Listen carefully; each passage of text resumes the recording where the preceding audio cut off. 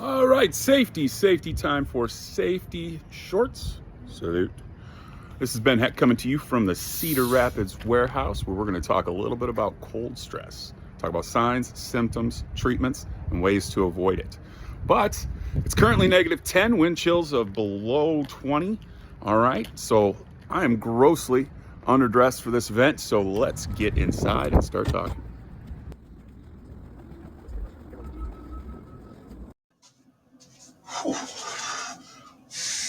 All right, so we're back indoors here. We're going to be talking a little bit more about that cold stress. When we talk about cold stress, we're really talking about 5 different things: Raynaud's, chilblains, trench foot, frostbite, and hypothermia. But for the purposes of this video today, we're going to really focus on frostbite and hypothermia because those are the two that are the greatest risks to you while we're out there in the cold. So hypothermia, a condition that's going to occur when the body temperature is going to drop below 95 degrees Fahrenheit. The body loses heat faster than it's capable of producing it, causing dangerously low body temperatures. So being in cold weather or cold water or being drenched in water, our bodies force heat into our vital organs. Okay, that means away from our extremities and into our vital organs to keep us alive. Not only are we susceptible to hypothermia at that point, but then our extremities and our extreme risk for frostbite. Again, we talked about talking about symptoms, treatment, and prevention. So let's get into some symptoms of hypothermia here. The first one's going to be shivering. That shivering feeling you feel that's trying to keep your body warm. You could have some slurred speech, or maybe you're mumbling a little bit. Okay, slow, shallow breathing, or a weak pulse. Could be clumsy and lack of coordination. Could get drowsy and not have a whole lot of energy. Right? You've got confusion, maybe some memory loss, maybe some loss of consciousness at that point. Okay, how do we treat that? So if you or somebody else that you know is starting to fall victim to hypothermia, the first thing you do is call 911. This is an emergency event at that point, and you need to dial 911. After that, move the victim or yourself to a warm environment. Start removing any wet clothing that you can and replace that with any warm and dry clothing that you can put on. It could be coats, it could be blankets, those types of things. And that's really how the best treatment for that. After that, wait for your 911 first responders to handle it from there. Frostbite is the other thing that we're going to talk about here today because it's caused by the freezing of the skin and the underlying tissues on your body.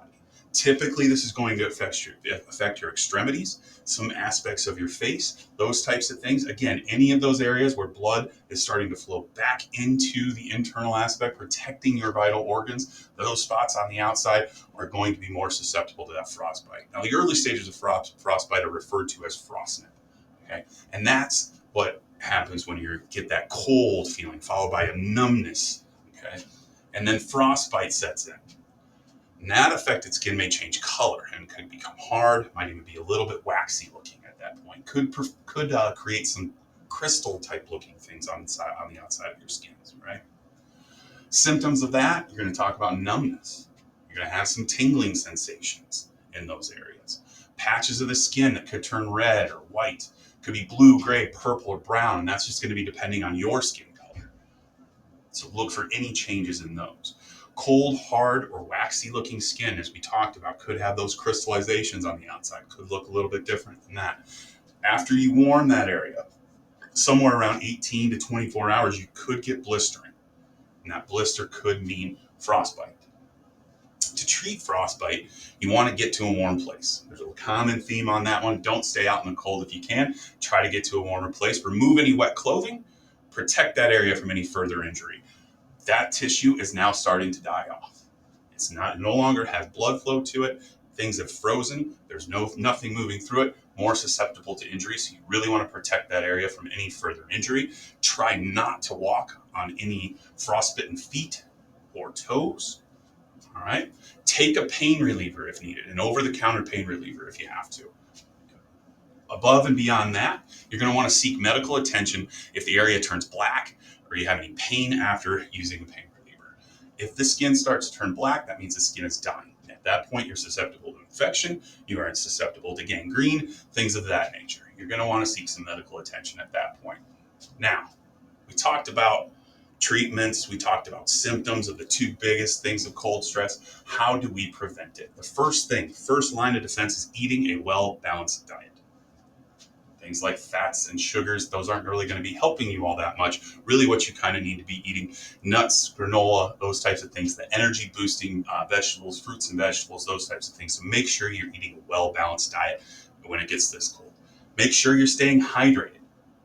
Kind of seems crazy. You think of warm weather, you need to stay hydrated. You need to stay hydrated in the winter too. Dehydration slows down the flow of blood in your body, which puts your extremities at even bigger risk during those cold environment and cold days. Okay? Seek shelter and adhere to that work warm schedule. When we do the larger training on cold stress, we talk about a work warm schedule. Okay, IMON has cold stress guidelines. Go look those up. Look at your work warm schedule. Know how long you can be out there based on the temperature and based on the wind chill factors. Do not touch metal with exposed skin. That will absolutely make you more susceptible to cold related illnesses. And above all else, wear your layers. When we're talking about layers, we're talking about adding a good set of boots. Make sure you're putting on extra layers. I have a moisture wicking layer here. I can put on this sweatshirt. That creates another warm barrier in between all the things. Put a coat on top of that. Maybe you need some Carhartts for yourself. Those types of things. Hat and gloves. All that stuff is important. Cover all exposed skin as best as you can. Well, I spent enough time in here. It's time for me to get out. Let's get dressed.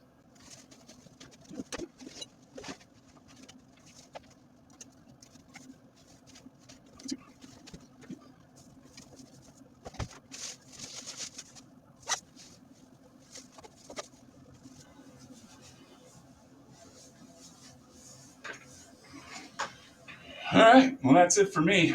I'm ready to head out there in the cold.